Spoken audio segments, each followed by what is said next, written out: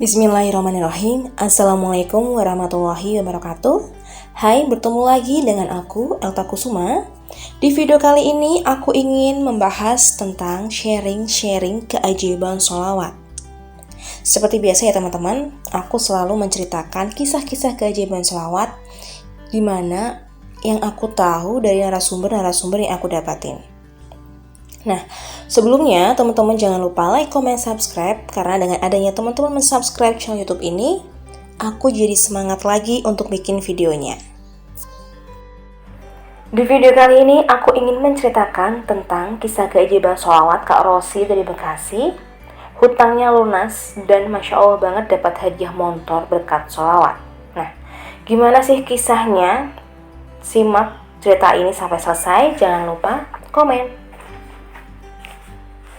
Nama saya Ibu Rosi dari Bekasi. Saya senang sekali melihat testimoni sholawat di channel YouTube. Saya tertarik dengan kisah-kisah luar biasa tentang keajaiban sholawat.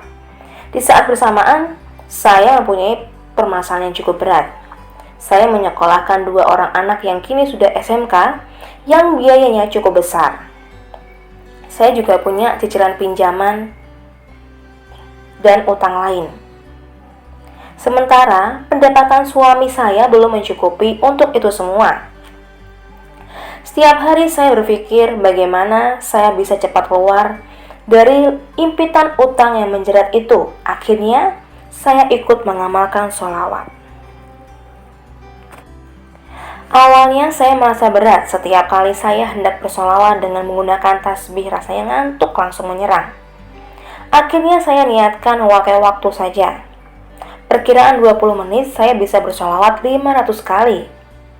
Tak hanya itu, saya pun mengajak anak saya untuk ikut bersolawat. Meskipun mereka hanya bisa bersolawat 100 kali. Di samping itu juga, saya juga melaksanakan sholat tahajud 11 rakaat. Dilanjutkan dengan membaca surat Al-Waqiah sambil menunggu subuh. Keesokan harinya teman saya menelpon. Kebetulan teman saya ini adalah yang memberikan pinjaman 3 juta dan saya baru membayarnya 500 ribu. Beliau menyuruh saya datang ke rumahnya. Awalnya saya merasa malu jika harus bertamu tanpa membayar hutang. Tapi saya juga tidak mungkin menolak undangannya. Akhirnya saya pun bertamu ke rumahnya. Bu Rosi, saya tidak mau urusan utang piutang kita menjadi beban untuk Bu Rosi. Maka itu saya mau ikhlaskan saja utang ibu ke saya, supaya saya juga lekas sembuh dari sakit. Saya bengong seketika itu juga. Rasanya seperti dapat uang banyak sekali. Saya bersyukur sekali saat itu. Ya Allah, begitu baik teman saya. Allah melembutkan hatinya untuk membantu saya.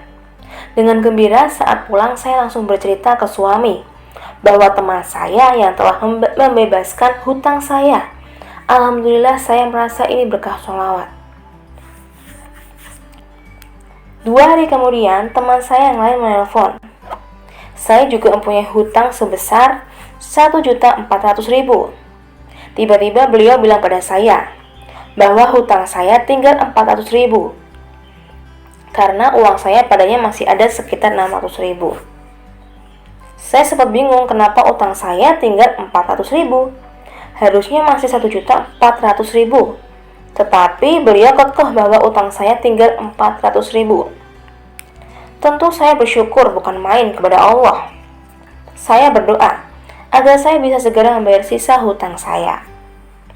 Masalah lain datang. Anak-anak saya mengadu kebingungan untuk membayar sekolah. Padahal sebentar lagi ujian. Saya terdiam sejenak memikirkan anak-anak saya. Namun saat itu saya hanya bisa pasrah pada Allah. Sampai akhirnya saya ikut pertemuan antar agen properti di salah satu perumahan untuk membahas produk knowledge. Kebetulan di sana selalu ada undian. Kali ini hadiahnya sepeda motor dan akan diberitahukan sore harinya lewat telepon. Awalnya saya tidak berpikiran untuk dapat hadiah dari undian itu. Apalagi saya memang tidak menerima telepon sampai sore. Mungkin memang belum rezeki. Dan seperti biasa, saya bersolawat sambil kerja. Ya, esok sorenya, saat pulang kerja, tiba-tiba saya mendapat telepon dari perumahan yang kemarin saya datangi. Beliau bilang ingin memberi hadiah pada saya. Harusnya dilakukan dari kemarin. Tapi mereka kesulitan menelpon saya.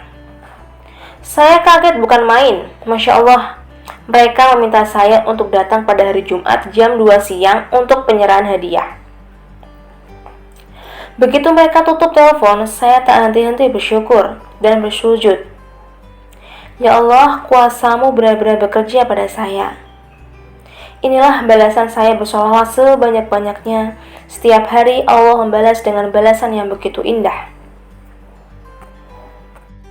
Ini adalah pelajaran yang sangat berharga untuk saya.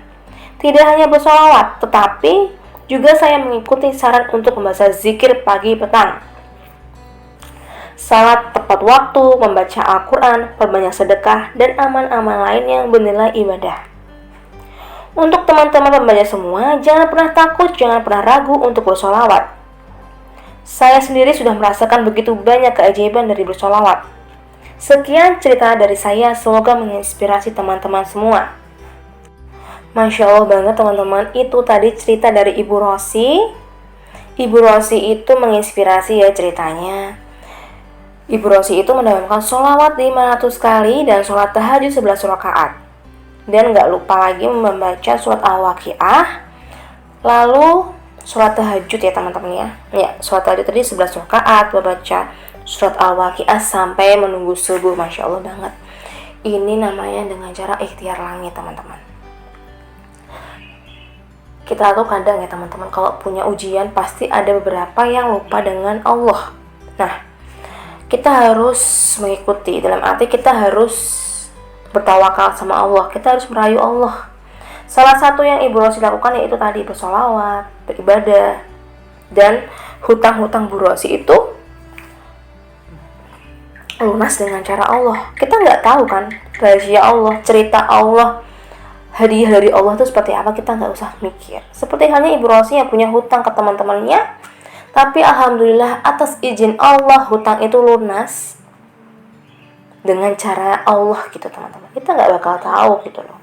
Coba kalau kita nggak sholawat, kita punya masalah, kita bakal nggak tenang, kita nggak tahu gitu loh apa yang Allah akan hadiahkan untuk kita. Ibu Rosi kan juga bilang, jangan yang namanya ragu dalam bersholawat, jangan mikir, bener.